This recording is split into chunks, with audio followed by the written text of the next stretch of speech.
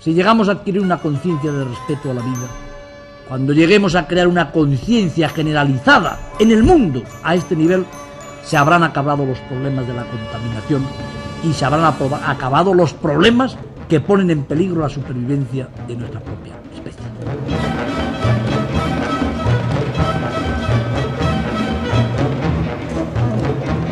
Conocido principalmente por sus intervenciones en medios de comunicación, tanto en la radio como especialmente en televisión, por sus programas de televisión míticos en aquella época, Fauna, Planeta Azul y principalmente El hombre y la tierra, el más famoso.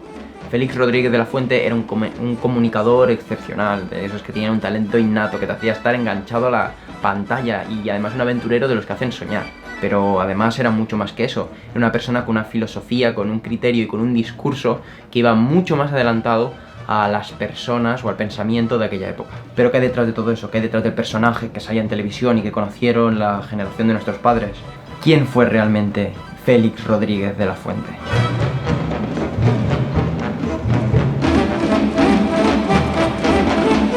Nacido en 1928, hace prácticamente un siglo, en el pueblito pequeño de Pozas de la Sal, que está situado en Burgos.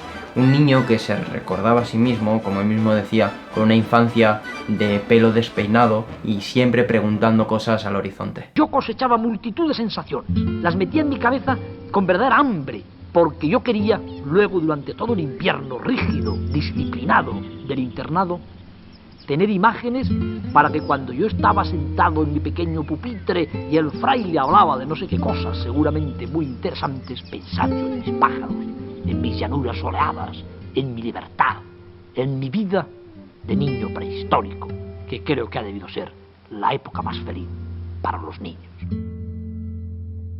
En el 67 empezó a colaborar con la revista Blanco y Negro, escribiendo artículos sobre fauna, y posteriormente pues ya acabaría evolucionando hasta aparecer en la televisión, y en el 75 lo que sería su gran éxito, la serie El hombre y la tierra. Un equipo de televisión española llevó a cabo una serie de 18 documentales de tema ecológico que llevan el título genérico de El hombre y la tierra. Qué oportunidad empezar a decir en televisión lo que hay que decir y convencer a las gentes de este país de que están acabando con lo mejor que tenemos, que son los animales, que es el paisaje, que es la integridad del medio ambiente, que son las leyes ecológicas. La serie se convirtió en un absoluto éxito y un referente mundial, y esto no es broma, ganando premios tanto aquí como en el exterior. Pero referirse a Félix Rodríguez de la Fuente simplemente por su trabajo en medios de comunicación sería una lectura a medias, sería además absolutamente injusto. Estamos hablando de una persona que tenía una influencia absolutamente relevante en el panorama español de aquella época. Mientras su fama en televisión y en los medios de comunicación en todo el país crecía, cada vez tenía mayor presencia, se convertía cada vez más en un activista ecologista, naturalista, con rasgos bien marcados, con una filosofía muy concreta y con un discurso absolutamente contundente, tanto delante de cámara como detrás. El camino para que el hombre reaccione, para mí no hay más que uno. El de que las generaciones sensibilizadas puedan tener fuerza y puedan tener la rienda de un mundo que de otra manera caminará hacia su destrucción. En el año 68 nacía ADENA, que es la sección española del Fondo Mundial para la Naturaleza, una organización con sede en más de 100 países y que es absolutamente relevante y capital para el cuidado de la fauna y sobre todo de la naturaleza mundial. Y en aquel momento Félix Rodríguez de la Fuente se convirtió en el vicepresidente de ADENA, de esta organización, de esta sección en España. Durante esta época la organización luchó contra el uso masivo de estricnina y contra la Junta de Extinción de Alimañas y Protección de la Caza, que se dedicaban a matar buitres, águilas, nutrias, linces, lobos, absolutamente todos los animales que consideraran que no eran útiles y que tan huérfanos de fauna nos han dejado con su legado. Me sobrarían adjetivos, frases, palabras, porque la indignación de todo el que ama la naturaleza le enciende el pelo cuando se entera de que aquí, en España, masivamente se sigue empleando la estricnina y el veneno con las autorizaciones pertinentes para destruir los pretendidos zorros. Finalmente toda esta campaña de denuncia y esta presión social consiguió que la ley de la caza de 1970 introdujera el concepto de especie protegida y consiguieron retirar las recompensas que se daban por matar a animales considerados dañinos.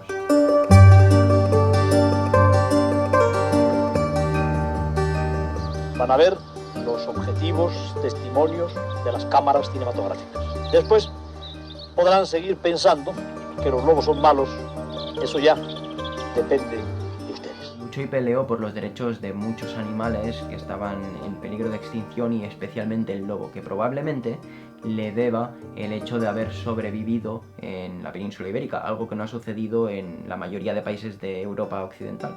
Visionario, adelantado a su época, hablaba de temas relacionados con la ecología y cosas que ahora mismo pues están muy de moda, pero que probablemente en esa época prácticamente no se escuchaba ni se les daba demasiada relevancia. Hay que asegurar el acceso, el desarrollo y la promoción de las energías limpias del futuro.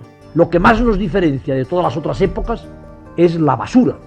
Basura no solamente en forma de bolsas de plásticos y de esos famosos envases sin retorno que van a llenar España y el mundo entero. No cabe la menor duda de que la nuestra puede muy bien llamarse la civilización de la basura. Se da cuenta de que le consume el presente y que lo que realmente puede hacer que esto cambie es pensar y hablar y conectar con los niños, con quien tiene un vínculo muy fuerte. En las raras ocasiones en que los esfuerzos que vengo realizando en defensa de los animales salvajes han llegado a fatigarme, me ha bastado pensar que la naturaleza pertenece a los niños para reanudar mi batalla encaminada a la conservación de la fauna. 29 de mayo de 1971 se realiza el Festival Infantil en el Estadio Sánchez Pizjuán en el Estadio de Sevilla, llenando 70.000 localidades de personas, principalmente niños, para ver a un divulgador científico, naturista y ecologista, el señor Félix Rodríguez de la Fuente. El 4 de marzo de 1980, delante del rey de España, de Adolfo Suárez, el presidente, y de diversos ministros, Félix Rodríguez de la Fuente presenta una propuesta, un documento llamado Estrategia Mundial para la Conservación de la Naturaleza. Una propuesta que además había sido estudiada y desarrollada por la Unión Internacional de Conservación de la Naturaleza y que por tanto se estaba estudiando a la vez y en el mismo momento en diferentes países. 6 días después vuela hacia Alaska con su equipo para grabar una carrera de trineos. 9 días después, es decir, 3 días después de haber llegado, sobrevolando una zona de Alaska para tomar imágenes aéreas, su avión cae y acaba falleciendo, con causas que realmente todavía no se han logrado descifrar. En uno de los programas que hice, le recordaba aquellos versos de Miguel Hernández que decía: no hay extensión más grande que mi herida. Lloro mi desventura y sus conjuntos y siento más tu muerte que mi vida. Acababa de fallecer el estandarte, la persona que tan solo unos días antes, poco más de una semana antes, acababa de presentar un documento, una propuesta que podía cambiarlo todo. Y de hecho, tras su fallecimiento, esa propuesta no llegó nunca a buen término en España.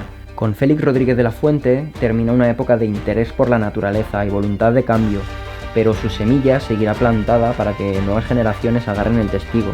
Estandarte de la sorpresa eterna, de la búsqueda constante, de la ilusión por descubrir y descubrirse, pletórico, pleno, ante algo nuevo, la capacidad de disfrute con cada cosa y comprender lo aparentemente nimio, lo enano, lo mínimo, lo que no tiene sentido para los demás como algo inabarcable. Una persona entusiasmada que además desprendía ese entusiasmo, que intentaba transmitirlo para que le llegara a la gente, a las nuevas generaciones, y además con una capacidad de asombro que le convierte en una persona única, con una sensibilidad para su época absolutamente avanzado. Pero entonces pienso que las hojas que mueren en otoño nacen otra vez en primavera.